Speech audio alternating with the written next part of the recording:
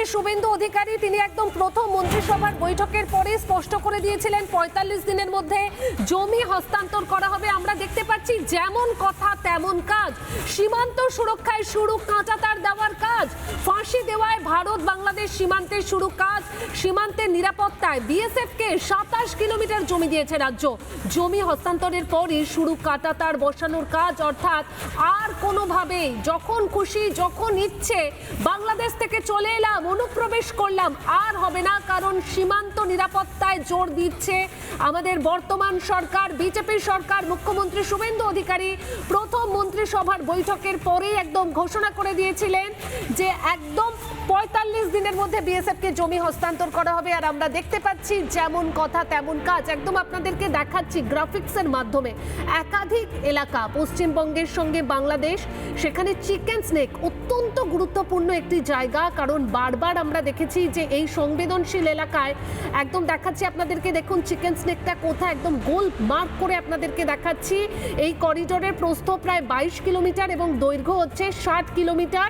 একদম সরু একটি করিডোর, কিন্তু এই করিডোরই কিন্তু একদম নিরাপত্তা নিয়ে বারবার আমাদেরকে ভাবায় এবং সেই কারণে কিন্তু আমরা দেখেছি যে বিজেপি সরকার ক্ষমতায় আসতেই এই চিকেন স্নেকের যে নিরাপত্তা সেটা বাড়াতে একদম গুরুত্বপূর্ণ সিদ্ধান্ত নিয়েছে। যে ১২০ একর জায়গা রয়েছে এই সংবেদনশীল এলাকায়, সেই ১২০ একর জমি কেন্দ্র একদম হাতে তুলে দিচ্ছে, কেন্দ্র সরকারের হাতে তুলে দেওয়ার সিদ্ধান্ত নিয়েছে। আমরা একবার শোনাই আপনাদের যে মুখ্যমন্ত্রী শুভেন্দু অধিকারী ঠিক কি বলেছিলেন। আমাদের দেশের সুরক্ষার প্রশ্ন, পশ্চিমবঙ্গের সুরক্ষার প্রশ্ন এবং যেভাবে জনবিন্যাস বদলে গেছে, আজকে আমরা প্রথম দিনই আমরা কেন্দ্রীয় স্বরাষ্ট্র দপ্তর তথা বিএসএফের সীমান্ত সুরক্ষিত করার জন্য জমি ট্রান্সফার প্রক্রিয়া আমরা আজকে অনুমোদন দিলাম এবং আজ থেকেই ল্যান্ড ট্রান্সফার প্রক্রিয়া শুরু হবে। ভূমি ও রাজস্ব সচিব তাকে এবং মুখ্য সচিবকে দায়িত্ব দেওয়া হলো ৪৫ দিনের মধ্যে